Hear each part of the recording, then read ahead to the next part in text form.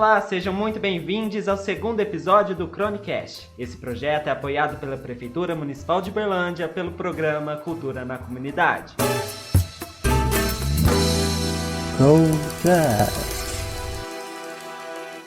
Bom dia, boa tarde, boa noite. Depende da hora que você está ouvindo. Eu sou o Paulo Vitor Delmindo. Eu sou o Cedson Cabral. E eu sou o Kleber Maranelli. Juntos, formamos o Coletivo UOL. E esse é o seu podcast sobre crônicas. No episódio anterior, nós abordamos o primeiro tipo de crônica, a narrativa. A partir da leitura do texto A Última Crônica, de Fernando Sabino, levantamos algumas discussões, principalmente sobre o que é esse gênero com o qual estamos trabalhando. Se você ainda não escutou esse episódio, ele está disponível nessa plataforma em que você está ouvindo. Seja ela o Spotify, YouTube ou Instagram. Mas a ordem dos fatores não altera o produto. Pode escutar esse primeiro tranquilo, depois você volta lá e escuta o outro. Antes de conhecermos a crônica de hoje, vamos entender um pouco de como ela se divide em seus vários tipos. Isso acontece meramente para fins didáticos. Alguns estudiosos até não concordam com essas divisões. Mas ao longo da série vocês vão perceber que as crônicas têm características predominantes que inevitavelmente nos faz agrupá-las, levando em consideração as suas semelhanças. Nesse episódio vamos entender um pouco melhor sobre isso. Para a leitura de hoje teremos o tipo crônica descritiva. O mato. Rubem Braga. Veio o vento frio, e depois o temporal noturno, e depois da lenta chuva que passou toda a manhã caindo e ainda voltou algumas vezes durante o dia, a cidade entardeceu em brumas. Então, o homem esqueceu o trabalho e as promissórias, esqueceu a condução e o telefone e o asfalto, e saiu andando lentamente por aquele morro coberto de mato viçoso, perto de sua casa. O capim, cheio de água, molhava seu sapato e as pernas da calça. O mato escurecia sem vagalumes nem grilos. Pôs a mão no tronco de uma árvore pequena, sacudiu um pouco e recebeu nos cabelos e na cara as gotas de água como se fosse uma bênção. Ali perto mesmo, a cidade murmurava. Estava com seus ruídos vespertinos, ranger de bondes, buzinar impaciente de carros, vozes indistintas. Mas ele via apenas algumas árvores, um canto de mato, uma pedra escura. Ali perto, dentro de uma casa fechada, um telefone batia, silenciava. Batia outra vez, interminável, paciente, melancólico. Alguém, com certeza já sem esperança, insistia em querer falar com alguém. Por um instante, o homem voltou seu pensamento para a cidade e sua vida. Aquele telefone tocando em vão era um dos milhões de atos falhados da vida urbana. Pensou no desgaste nervoso da vida, nos desencontros, nas incertezas, no jogo de ambições e vaidades, na procura de amor e de importância, na caça ao dinheiro e aos prazeres. Ainda bem que de todas as cidades do mundo, o rio é a única a permitir a evasão fácil para o mar e a floresta. Ele estava ali, num desses limites entre a cidade dos homens e a natureza pura. Ainda pensava em seus problemas urbanos. Mas um camaleão correu de súbito, um passarinho piou triste em algum ramo, e o homem ficou atento àquela humilde vida animal. E também a vida silenciosa e úmida das árvores, e a pedra escura, como uma pele de musgo e seu misterioso coração mineral. E pouco a pouco ele foi sentindo uma paz naquele começo de escuridão.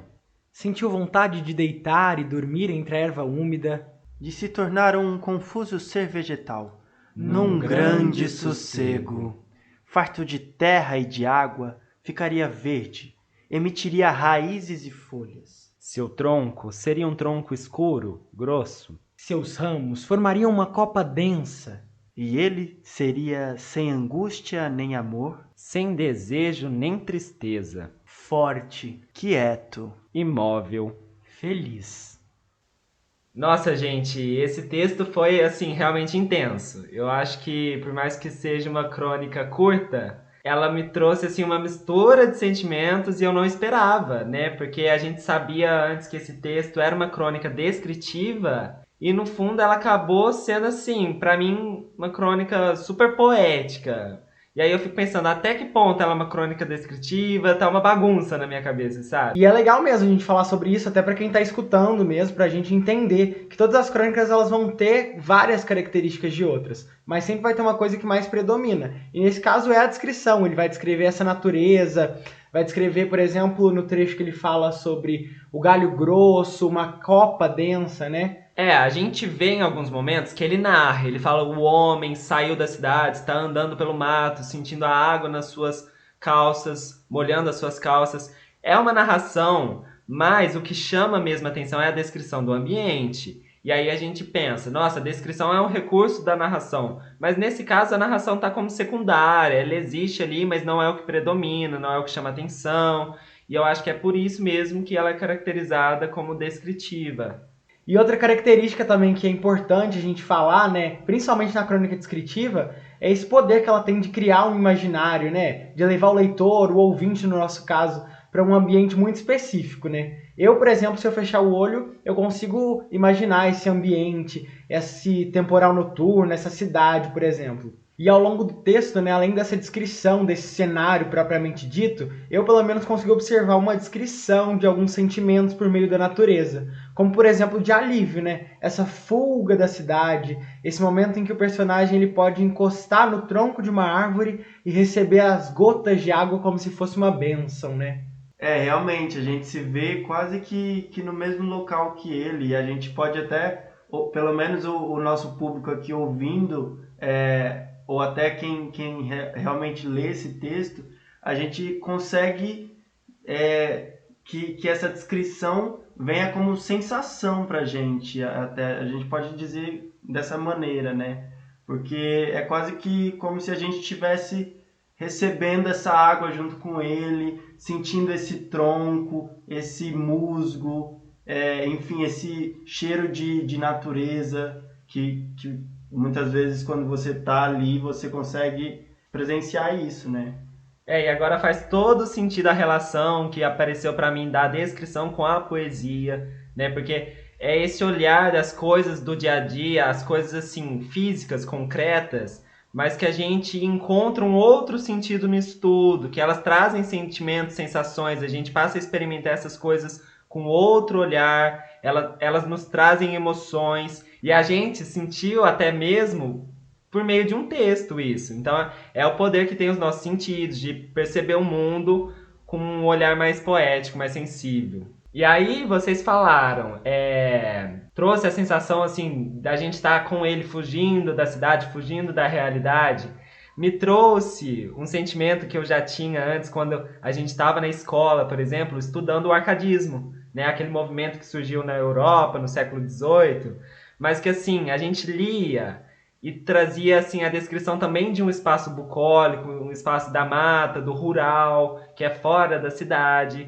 Tinha até aqueles preceitos que o arcadismo seguia, do fugere urbem, sabe? Assim, fugir da cidade mesmo, aquela valorização da natureza. E eu senti isso de volta com esse texto. Parece que ele tem um pouco dessa ideia também, da gente tentar fugir um pouco dessa realidade da coisa maçante e cansativa do nosso dia a dia. E aí hoje em dia a gente pode ver muito essa relação com a planta, principalmente em reality shows, quando a pessoa está deslocada meio que do grupo onde ela está inserida ali, né? Nesses reality shows, enfim, quando tem um grupo de pessoas que essa pessoa não se inclui, ela costuma ser chamada de planta, né? E a relação desse homem com a cidade se torna tão difícil que ele acaba desistindo de tudo e se torna esse sujeito apático ou realmente como se fosse essa planta, né? E aí a gente pode ver isso no final do texto, naquele trecho que diz assim: ficaria verde, emitiria raízes e folhas, seu tronco seria um tronco escuro, grosso, seus ramos formariam copa densa, e ele seria sem angústia nem amor, sem medo nem tristeza, forte, quieto, imóvel, feliz. Mas aí a gente pode pensar nisso, que essa qualidade de planta também pode não ser realmente uma coisa totalmente ruim, né? Ele está descolado dessa sociedade, dessa cidade também.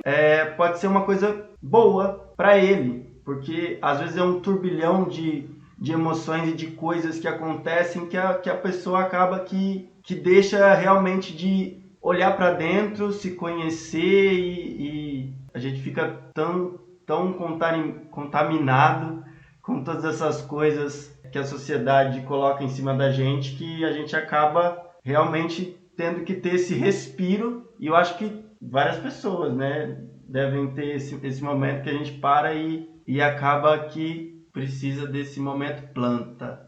E é muito legal isso que você falou do homem se desligar, ficar apático à sociedade, porque me veio uma referência que eu tava procurando, né, referências relacionadas a essa crônica pra gente fazer esse episódio, e eu encontrei um periódico para a revista de História da Universidade Federal do Mato Grosso do Sul, do Luciano Antônio, que é mestre em letras pela Universidade Estadual de Londrina.